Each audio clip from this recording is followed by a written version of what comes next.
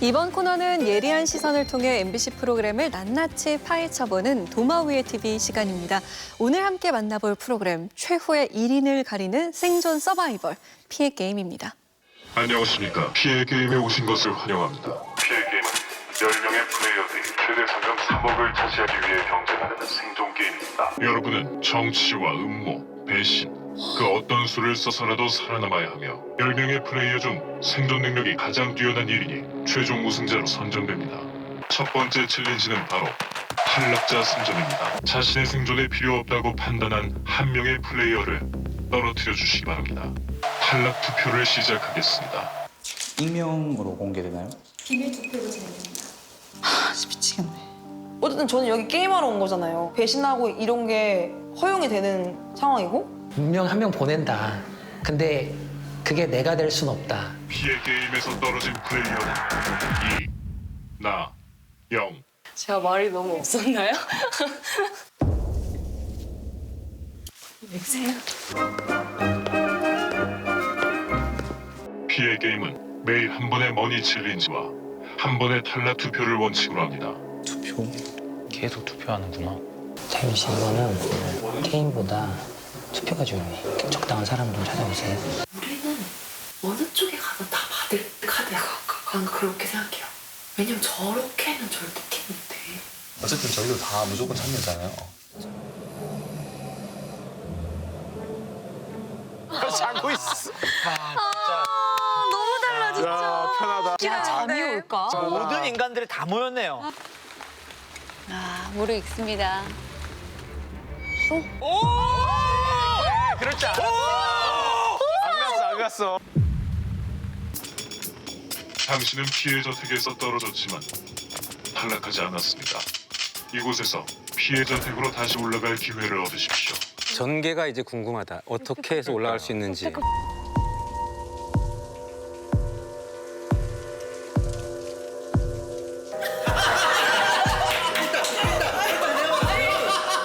저는 그 곰팡이 벽지에 모기 소리 들리고 되게 비참하게 느껴졌어요. 네.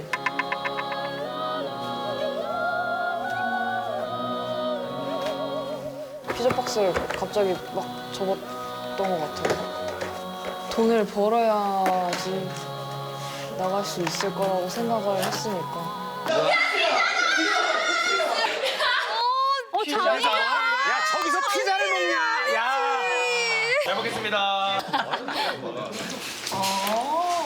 그래도 게임하기 전에 먹을 건 챙겨주네. 플레이어들은 모두 거실로 모여주십시오. 오늘의 머니 챌린지는 지뢰 게임입니다. 지뢰로 선정된 플레이어를 피해 정해진 인원수를 모아 팀을 이루는 게임입니다. 한 명씩 투표룸에 들어가 본인이 지뢰가 되었는지 집사에게 확인받습니다.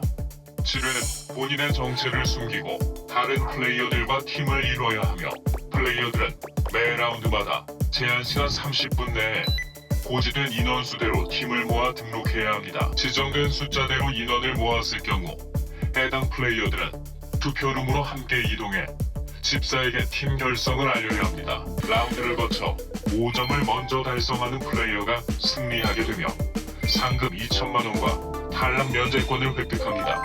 1라운드 지정 숫자는 4입니다. 아, 많다. 일단 1라운드에서 제가 지뢰였어요. 이건 제 촉인데 형님. 형, 나, 너, 준영이로 한번 들어가는 게 원판은 해볼 만한 가치가 있지 않나. 일단 첫 판은 이렇게 한번 해봅시다. 그냥. 일단 저희 4명 팀 결성하겠습니다. 1라운드 팀 결성 등록에 성공한 플레이어 박재일, 정근우, 퀸와사비, 허준영, 간 플러스 1점, 송서현 마이너스 2점입니다.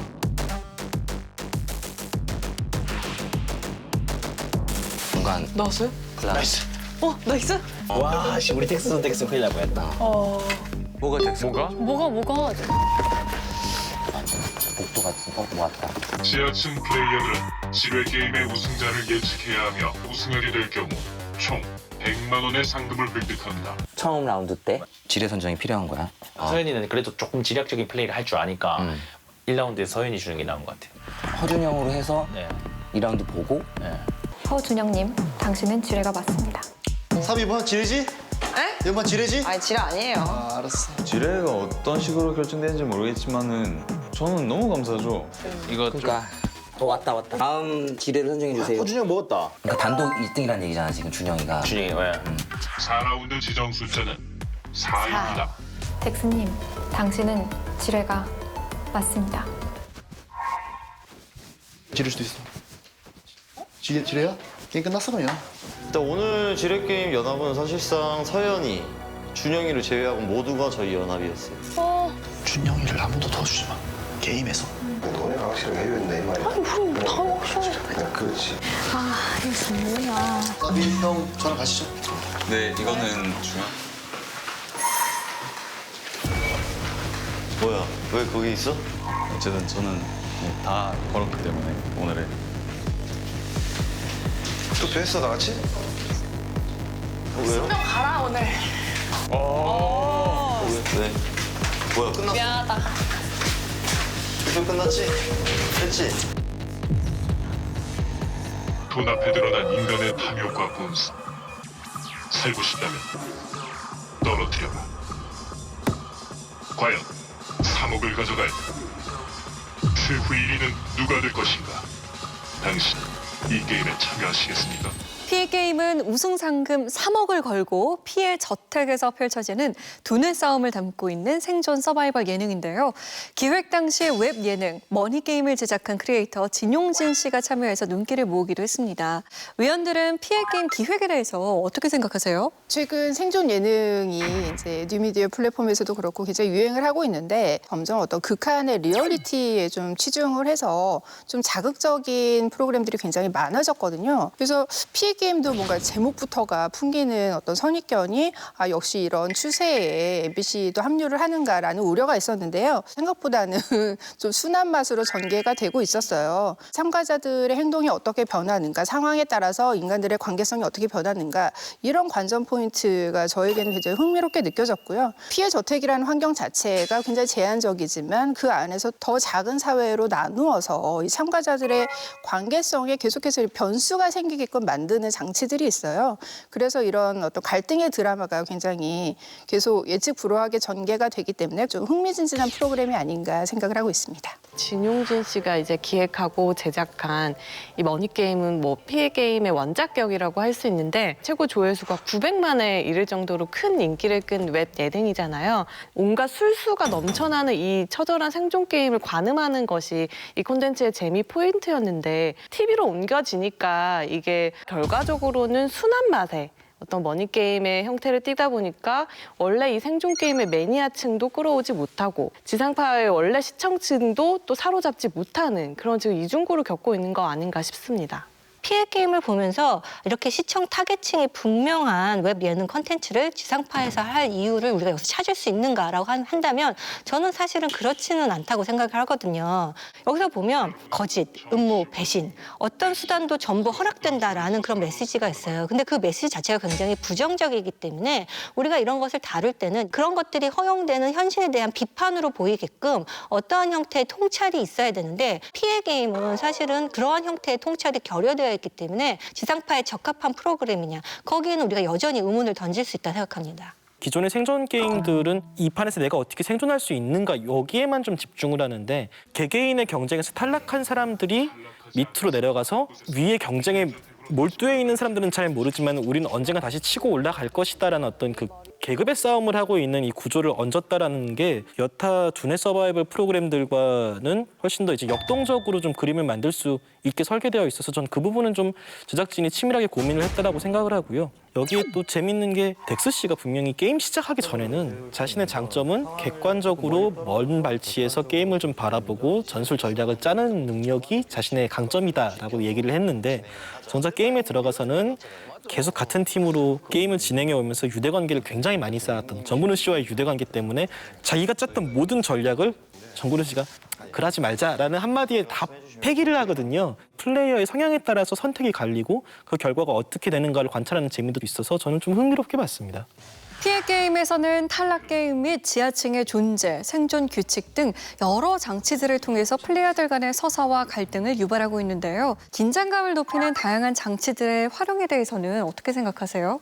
일단 뭐 머니 챌린지 게임이나 탈락 투표 자체는 다른 프로그램에서도 이미 한 것이기 때문에 그다지 뭐 신선하다는 생각은 들지 않았어요. 그리고 히든 메뉴를 보고 싶으면 뭐 게임 머니 2천만 원을 내야 된다라든가 추가 투표권을 구매해서 자기가 떨어뜨리고 싶은 사람을 떨어뜨릴 수 있다. 역시 2천만 원을 내야 된다. 이런 것들은 뭐 자본주의 사회에 대한 어떤 풍자, 돈이 있으면 어떤 권리를 살 수 있다. 이런 것들을 압축한 것으로 보여지지만 매해 반복되니까 약간 좀 지루하게 여겨지는 측면도 있었어요. 그런데 피해 게임이 다른 프로그램과 대별되는 가장 큰 특징은 지상층, 지하층의 구분이 있다는 것인데요. 계급적인 차이, 게임에 성공한 사람과 실패한 사람의 그런 어떤 극명한 생활 수준의 차이를 시각적으로 관찰할 수 있다는 것에도 흥미가 있지만 한편으로는 게임에서 떨어졌다고 해서 영원히 탈락한 것이 아니며 언제든지 역전할 수 있는 기회가 있다. 이 설정이 굉장히 중요한 것 같아요. 특히 이 피자 박스를 접는다는 것도 노동을 통해서 기회를 얻을 수 있다. 어쨌든 생존을 어느 정도는 유지하고 기회를 얻으면서 위로 올라오겠다. 그래서 나중에 게임을 뒤집겠다.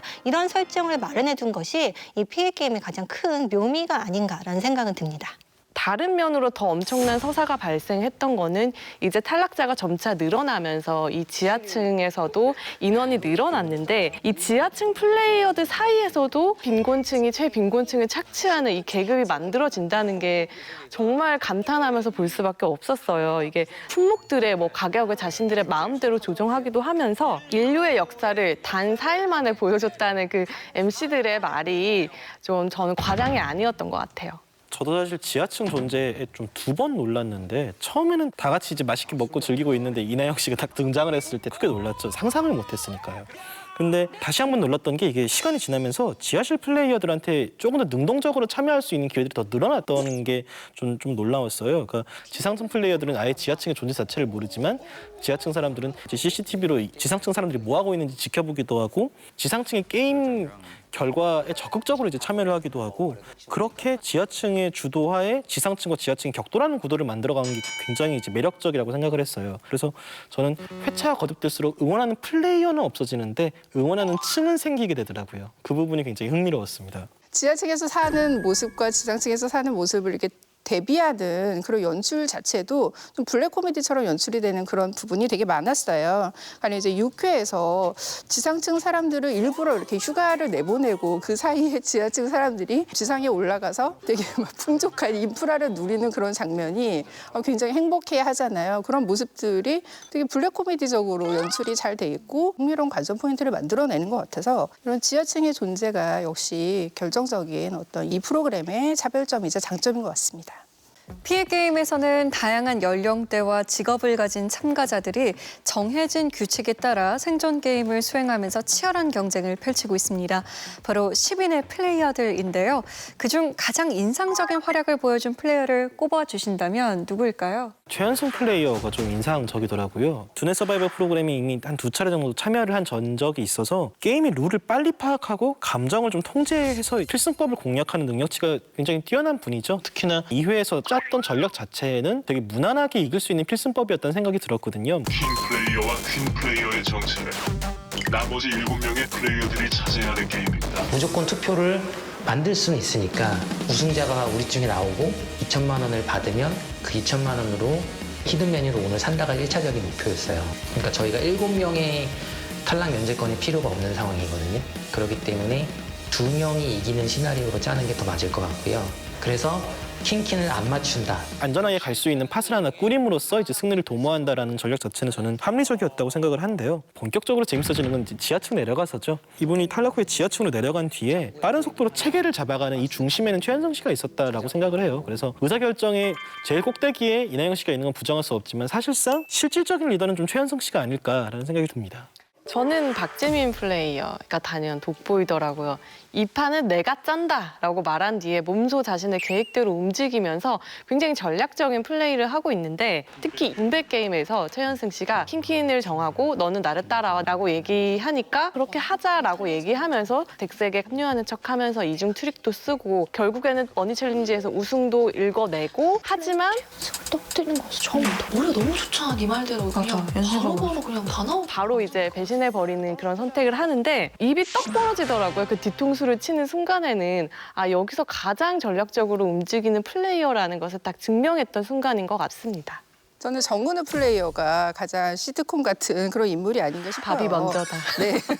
그러니까 이 프로그램 자체가 이런 승자 독식의 경제 구도를 굉장히 강조하고 극한의 어떤 처세술을 보여서 이 상황을 모면해야 되는데 이분은 난 닥치면 하겠다. 저는 좀 성격 자체가 좀 부딪혀보고 뭔가를 해야 되는 성격이기 때문에 이런 식으로 어떤 기존의 경쟁 구도와 제일 동떨어진 그런 모습으로 처음부터 차별화된 그런 캐릭터를 선점을 한 것 같고 이런 생존 게임의 묘미는 이제 그런 두뇌 싸움도 있지만 또 하나의 묘미가 이런 캐릭터 플레이이기도 하잖아요. 그런 면에서 이제 정근우 플레이어의 행동이 전체적인 캐릭터 플레이에 굉장히 좀 영향을 많이 주고 있어요. 5회에서 배신을 선택하기보다 스스로 나는 그냥 퇴장을 하겠다라고 선택을 하면서 되게 인상적인 순간을 만들어냈죠. 그 다음 회에 동생들이 우리가 배신당한 형님의 복수를 하겠다라는 또 다른 스토리텔링을 전개하게끔 만드는 요소를 이분이 만들어냈고 사람들을 좀 더 이렇게 드라마로 관전하게끔 하는 그런 요소인 것 같아서 저는 인상적으로 보고 있습니다.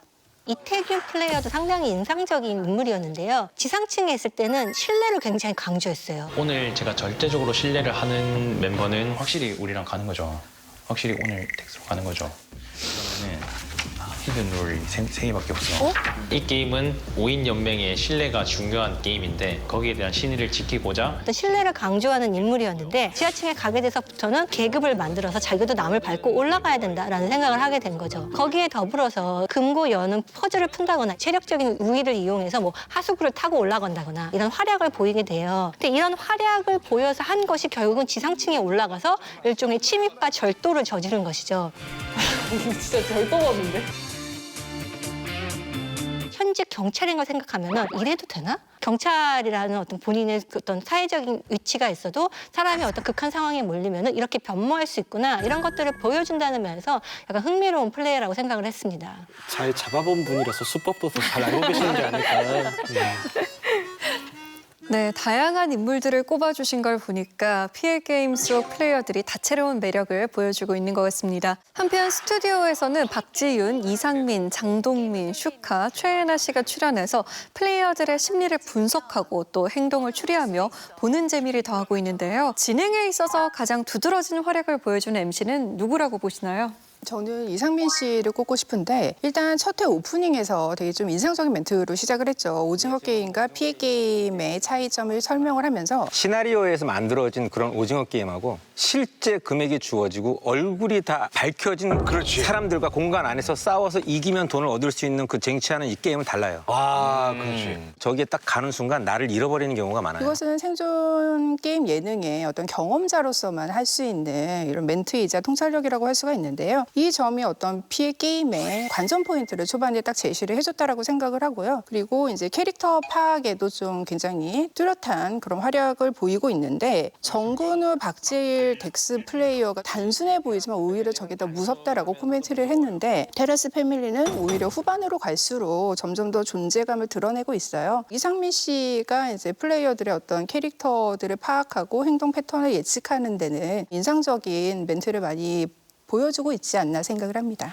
저도 이상민 씨가 가장 인상적이더라고요. 초반부터 이 플레이어들의 심리와 성향을 굉장히 잘 파악을 했는데 정근우 씨에 대한 분석 같은 경우에는 결정적일 때 승부욕이 올라올 것이고 의리를 굉장히 중시할 것이다. 의리와 어긋나는 것들이 보이기 시작하면 정근우 씨가 이제 약간 이성을 잃을 수도 있어. 그렇죠. 그 이성을 잃는 걸 이용해서 다음 라운드서부터 또 판이 또 바뀔 수도 있다라는. 특성을 잘 이해하고 플레이어들의 전략을 추리한 부분도 프로그램의 재미를 배가시켰던 것 같아요. 그래서 이상민 씨의 해석을 계속 좀 집중해서 보게 되더라고요.